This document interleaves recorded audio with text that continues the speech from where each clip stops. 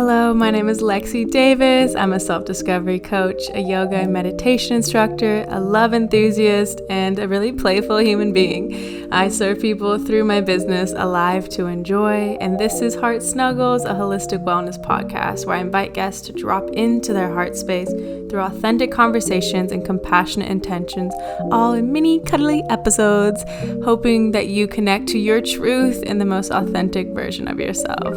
I hope you enjoy.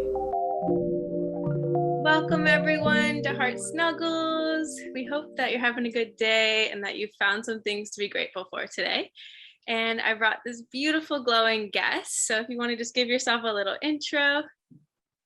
Hello, my name is Johanna.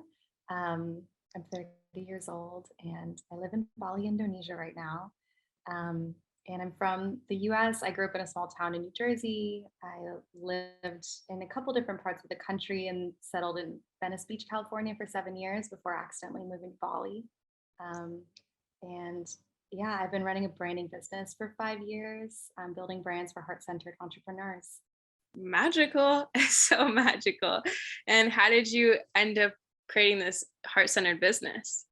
Yeah, so since I was 14 years old, I always just had this like excitement to work with small business owners, people who are pursuing their passions creatively.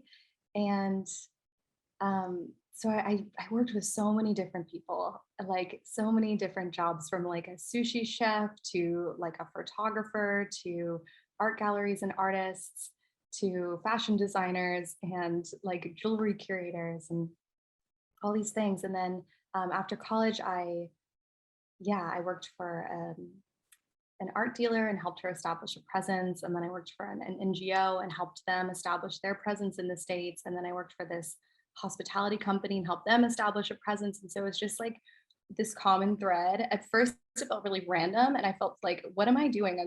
This is so scattered. But then once I looked for the common thread, I saw actually how much sense it made, and like what I was drawn to and the way that I am. It all made sense that I'm here to like help people establish their presence in the work that really lights them up and fulfills them in life. So I was working a job I didn't like, and was just kind of started learning to build websites on the side for people, and then it just took off, and I've been doing it ever since. And how did you find the courage to leave that job that you didn't like? Because I find that people get stuck in that. They're like, well, the comfort of it or whatever the excuse is. Yeah, it was interesting because the job was amazing. When I first entered the team, I was like on this creative team working on the branding side of things for this huge real estate investment firm. And we were doing student living, co-living, and hostel style boutique hotels like all around the country.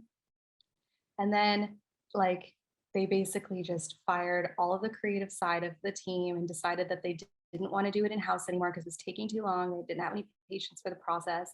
And then they kept me on as like a leasing agent.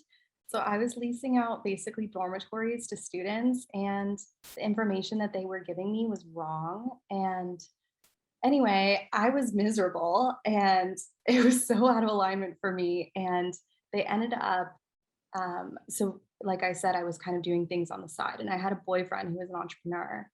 Um, and he was building websites for people. So he was kind of gave me a lot of confidence in my own abilities to do it. And I built a website for an astrologer friend, and then she got on Jimmy Kimmel. And so that got attention. And then I had a contract out for a woman to help her, like, she was an art dealer and she had like this so much inventory, and created an online shop for her. But I had a contract out to her, and then literally like I had a meeting with her to close the deal on a Monday. But on a Friday, I got fired from my job very unexpectedly because they brought in some guy who has 10 years of experience more than me. And they were like, okay, you're being replaced. I was like, what? And then I closed the contract on Monday and got like a $15,000 signing deal on that. And I was like, okay, I'm in business now. So it was really like baptism by fire. I didn't really have a choice. It just happened. I love that though. Like it was so aligned and so meant to be. And so what's your favorite part about doing what you do now? I sometimes have these moments when I'm speaking with people who are so aligned and so in their purpose, and I feel like I'm like channeling guidance to them, and I get tears in my eyes because I see their potential and feel their power so deeply, and that's what lights me up the most. That's beautiful. That's heart snugglies for sure. And so how do you help someone that's just starting, like, define their brand? It's funny because I feel like no matter where you are in the process, if you're just starting out or you've been in business for a couple years, like um, m- pretty much like 90% of people could use some spaciousness to recenter themselves within their own true essence and energy, and do things from a place of like deep self-knowing and like deep self-love. And oftentimes we'll start doing a business and be like, oh yeah, like I can do this for money, so I'm going to do it this way. And I see other people modeling it to me, and this is how it's done. And then we're going along and along, and it ends up being exhausting because we're working in a paradigm that isn't really like conducive for self-care and for um, time and space. It's a lot of the conditioning that we've had from schooling and the working world. And so it's just kind of deprogramming all of that and just coming back to a place of your center. So that's the first step. That's amazing. It's so true. Like I for sure, I just started my business without like, I didn't have any of the business background. So I was like, I don't have a brand, I don't have anything. I'm just going for it. And so it's so interesting, that part. And the brand like does mean so much. And often people who are running their own businesses don't even understand themselves to that depth. And like you were saying, like to their own powers and potentials. And that's so beautiful that you can like pull that out and extract and just see it so clearly in people.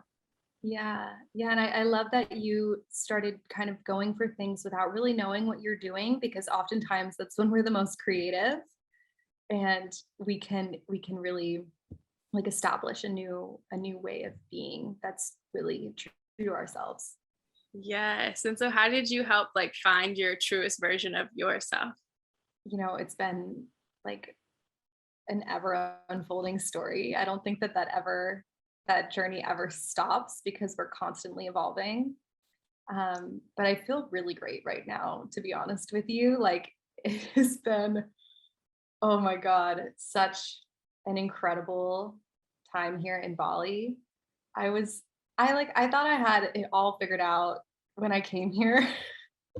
I was like, doing 5-figure months, and I was working with like really high profile people, and I was just like, I am awesome. I've got it going on, and I'm just going to keep building.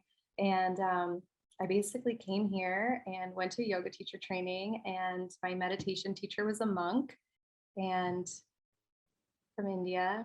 Became really close with him. Then lockdown happened, and he couldn't go back to India. I didn't want to go back to the US. We ended up locking down here, creating this little meditation community in Ubud, like in the jungle. And um, I basically ended up leaving my job, which I never thought I would do. I shut down that company, and I just like meditated and painted and wrote and went for long walks and slept and detoxed for like 8 months or 9 months. And that was so much space that I never thought that I would have the time to give myself.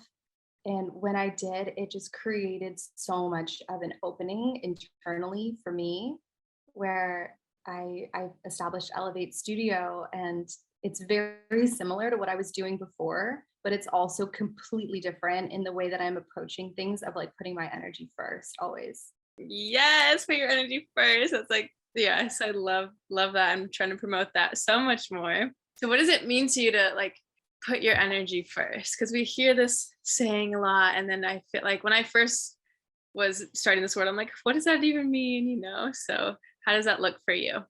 Yeah, it's been interesting because I can be a bit of a workaholic.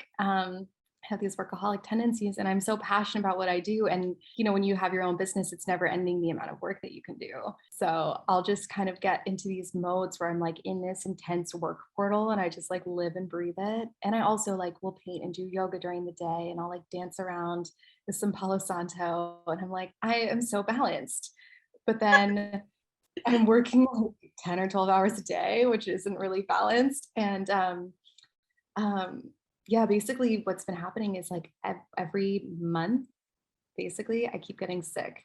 I was like full steam ahead going to creating this group program. We had launched one live in Bali in the spring, and then I was going to take it online, and then with a partner, and then I got COVID. And then I realized that I didn't want to do it with a partner. I had to do it on my own, because that was like my actual the path that I needed to take. Um, and saw all the ways that I was relying on him for things that he has that I need to step into. So it was almost like, he's a performer and he's a musician and he's so comfortable being on stage and hosting circles. And I've kind of been in the background. And I realized that he was holding that key that I need to grow into. And if we do it together, then I wouldn't grow into that. So that was one iteration. So then I was like, I got better and I started moving full steam ahead with this group program for women, guiding them on how to create an online presence that's really in line with their true essence. And it feels amazing. And it was like, it happened so seamlessly and it was just like pouring out of me. And I was so excited. And then I got salmonella poisoning at a vegan restaurant.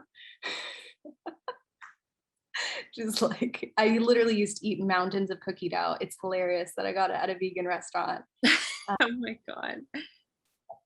And anyways, I was sick again. And then I realized that I had been putting so much pressure on this program to, get like 20 to 40 people in. And I was all about these different goal oriented, and it was very masculine.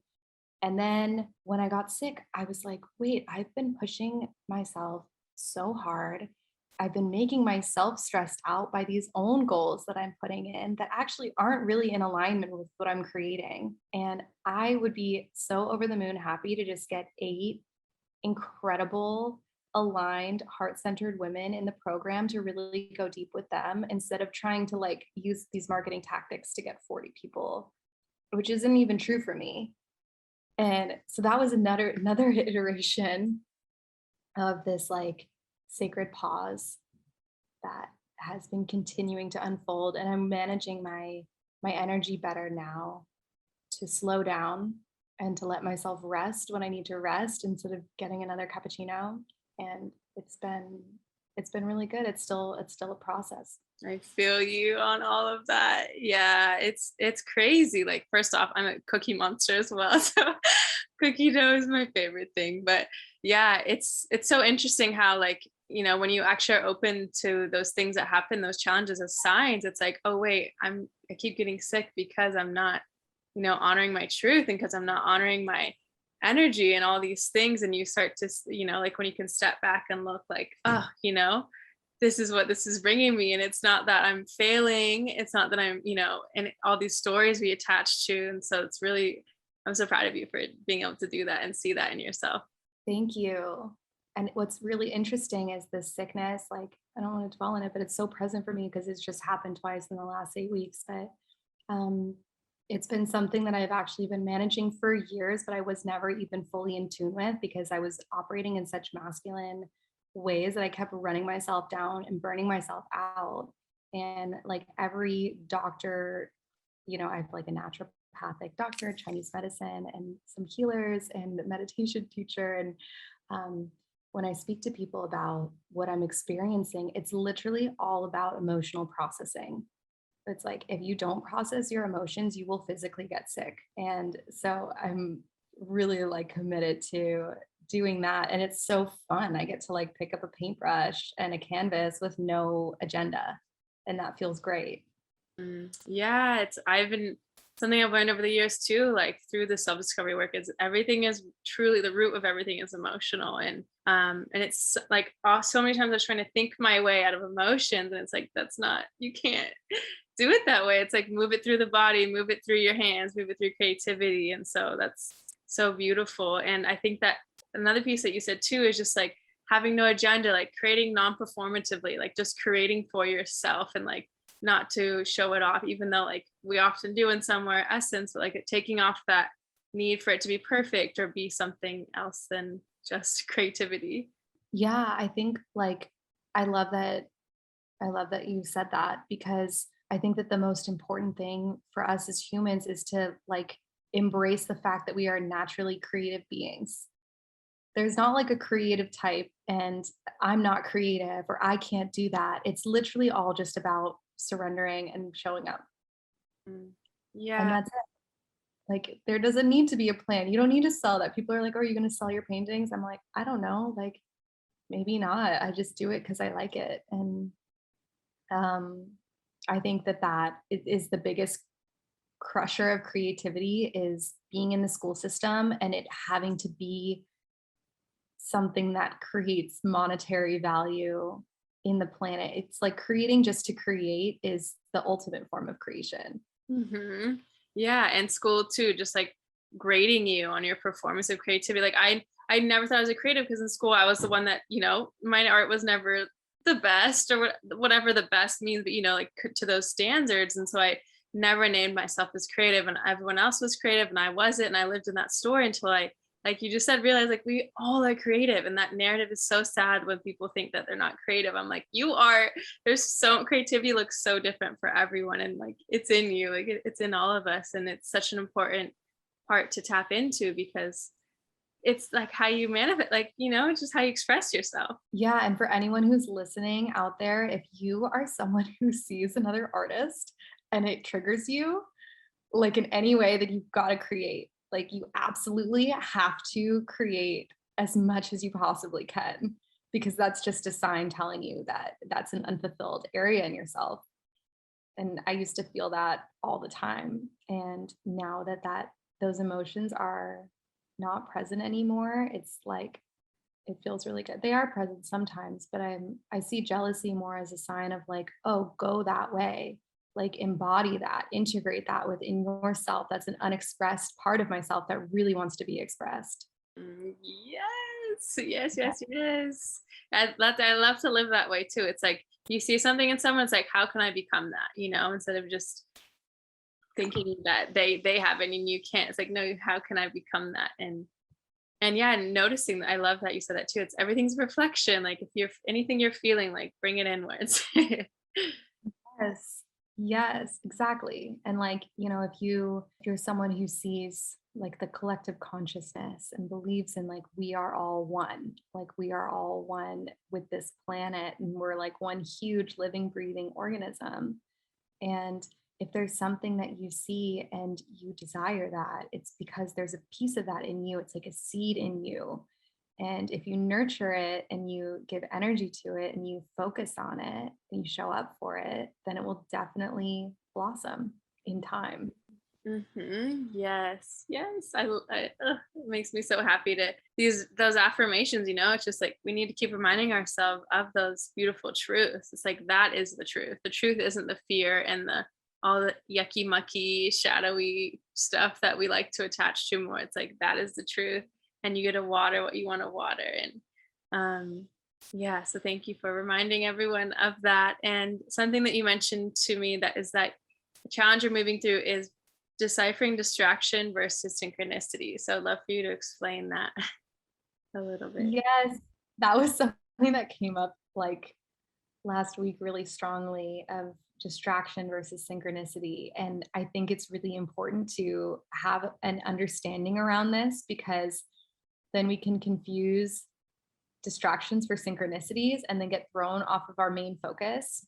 So, first, it's really important to understand what is your main area of focus? What are you deeply committed to in your life? So, for me, that's, Elevate Studio and the work that I'm doing with women through that. And then number two would be my painting practice. Number three would be like my health and wellness, which includes like food and also like physical activities, including like yoga, surfing, hit workout, and walks. And so if I'm looking at these as my main areas of focus, then other things can be distractions. And in wellness also lies breath work. So this is a really good example of a distraction. I I had a call with a psychic a couple weeks ago, and she was like, breath work is a huge part of your life. Like you really got to pay attention to it. Um, and then right after I texted my friend who just finished a breathwork training, and I was like, oh, like, yeah, like breathwork, this is so great. And then he immediately sent me that there's one spot left in like the best breathwork training on the planet, which is in Bali. It's like incredible what they do. I've been going to their circle for a couple months, and What's it called? it's called Breathwork Bali. Mm.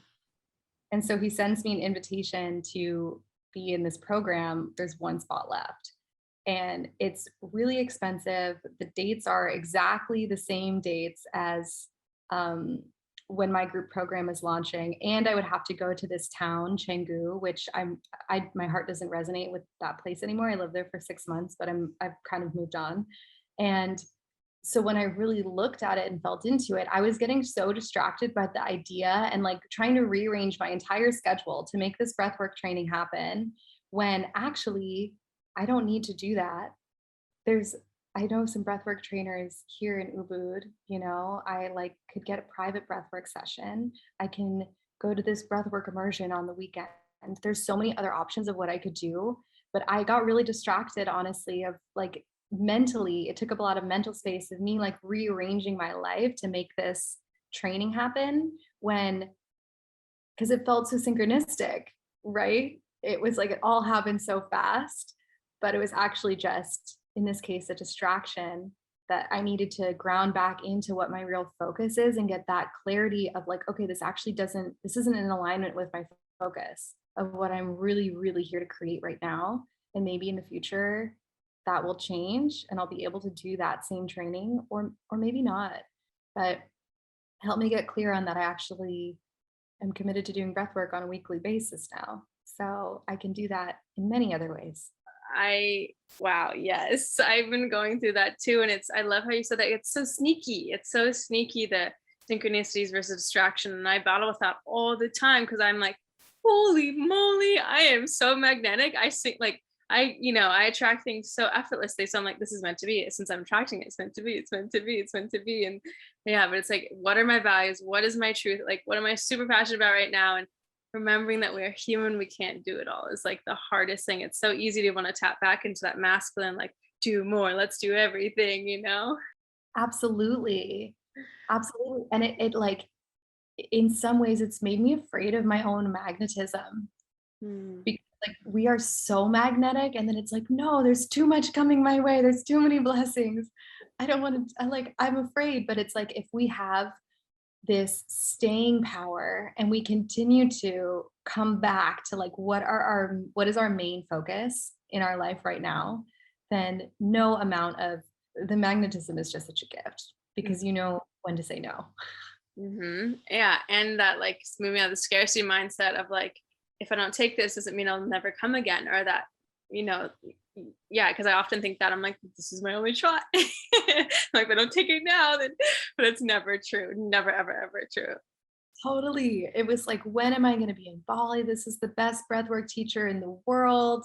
Like this is really, it's like a world renowned program. And so it was extremely alluring. Yeah. And, but yeah, it's just not in So the cards right now. And that's okay. if someone is listening and they're like noticing, like having some light bulbs about this, what is some way that you would help guide them to feel into if it's the right choice or not? Or I guess how would you do that for yourself? The first thing is to actually get massive clarity on like what your vision is and what it is that you want. And it's okay to be a blurry vision. It doesn't need to be in crystal clear focus. You can have an idea of what you're moving towards. Um, so it's like casting a blurry vision and then looking at what tools and resources you have right now and like what are you the most passionate about right now. So what I think is really important is to like sometimes people are like, oh, I'm really passionate about singing, so I'm going to become a singer and that will be my life now. but it's not realistic because it's like you haven't been practicing singing every single day for 10 years, but you have been practicing um, marketing. So, you can be a copywriter, and maybe you can change your copywriting that's more in alignment with what you're actually enjoying right now, which is writing about music and art. Um, so they're like, it's basically like getting really rooted in like, what are your passions? And if you don't know, think about what lights you up, what makes you excited. What did you love doing when you were a kid that you probably didn't think that you were good enough to do professionally, so you left it behind? Start doing that every day. Um, and then on the other side, it's like, what have you been able to do to make money in your life? Because we still do need to make a living. Um, and how can you begin to merge those two things together so that you can start moving in the direction more of living your passions every single day and doing things that you really genuinely enjoy.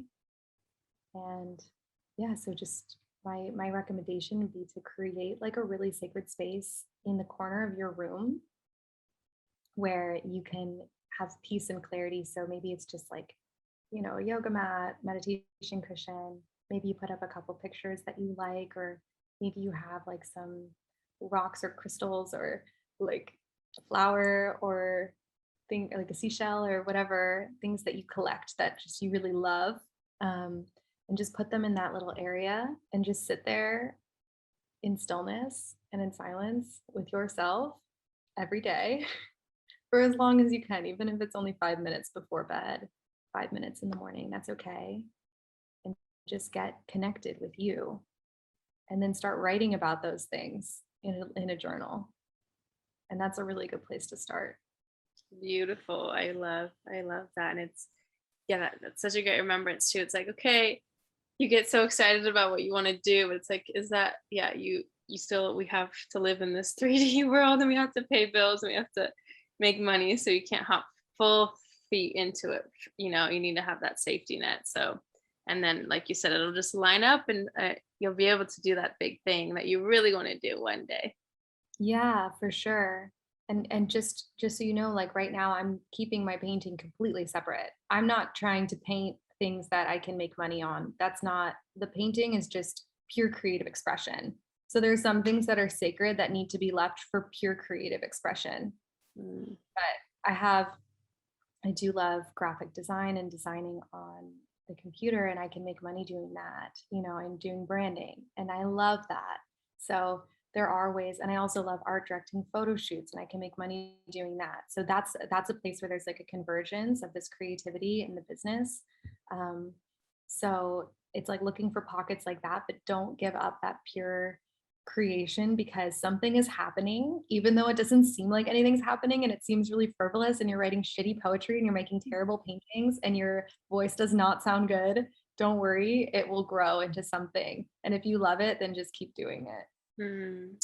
Yes, facts, facts, facts. I've always wanted, I love dancing. I think dancing is like always one of my favorite things as a kid. And I've also loved singing, but I was always told, oh, your voice is not good. So I never sang. And over the past 2 years, one of my yoga teachers helped us with this, but of sharing my voice has gotten better. I mean, I would still like, I would say I'm going to go record a song or anything here soon, but like it's gotten better, and it's because I practice every day. And sometimes I'll sing in front of people. They're like, oh, your voice is nice. So I'm like, well, you wouldn't have said that 5 years ago. So it just takes that, like, let go of those stories and just start to let your voice, whatever that thing is, to start to do it. And yeah, it'll get better, as with everything with practice. Absolutely. Hmm. Yeah, absolutely. And I think one thing is people are like, oh, I'm too old to start. But if you said that 5 years ago, you'd be in the same place now. You'd still be 5 years older. But now you have a beautiful voice. Yes, yes, You're yes, with a beautiful voice that you feel confident with. yes, agreed. You're never too old. It's never too late. Yeah, those stories are false. False. So false. And life is long. I think people are always saying, oh, life is short, but it's like, I'm 30. In 30 years, I'll be 60. And then I might have another 20 or 30 years on top of that. So, it's a really long road. Yeah. And so, like, why not do what you love? Yeah, and the amount I do in just a year is insanity. So, I mean, not that you should Not that you have to do as much as I do or whatever, but like, yeah, you can change and shift so much. Like if you just reflect back on the past year or 2 years, like look at who you were back then. And if you haven't changed, and like maybe look at why you haven't made progress and like how you can start growing because yeah, like you said, there's no time is an illusion. Time is an illusion, and anxiety is just telling you to change. It's Mm, just saying, hey, we need to do some things differently. You yes. know, those little voices are really important to guiding you into your creativity, Mm, essentially. yes. Aw. Thank you so much. I want to ask you the question of the podcast, which is what was the last random act of kindness someone did for you? Oh my God. Um, well, there's honestly so many that I can't even really like comprehend. But the one that's sticking out the most right now is that my friend got me a harp. Gave it to me like in the rain at night in the jungle. And I was so not expecting it because I had always wanted a harp and I was trying to find one online. By the way, you guys, I'm not a good singer and I literally don't, I'm not good at music. But I love it. I love to sing. And she knew that I wanted a harp and I was trying to find one online, but I couldn't. And she found one and she gifted it to me. And now I'm going to start taking harp lessons. So I'm really excited about that. Wow, that is beautiful. And what a whole magical scenario, too. Yeah, Oh, it was sweet. So sweet and extremely kind and generous and thoughtful. beautiful. Well, you obviously been doing a lot of good things, so you deserve that. And now I'd love for you to share if anyone wants to work with you, what you're offering, and how they can find you. Yeah, so you can find me on Instagram at Johanna von M. You can also find me on my website. It's elevatecreativestudio.com. That's where all my offerings are. So we're doing a group program. Um, Basically, going to be taking about 8 to 15 women on for a 3-month long journey where we're going to really connect in with our true essence, create a brand book, which is basically like your focus. Like, what are you really, really focused on right now? What do you love? What's your authentic voice? What is the most authentic expression of you? So that you can stay rooted in that focus as you move forward in whatever endeavors you're pursuing right now. Um, so we're going to be creating that. We're going to be creating aligned offerings so that you know what to offer and how to offer it in a way that's like really true for you.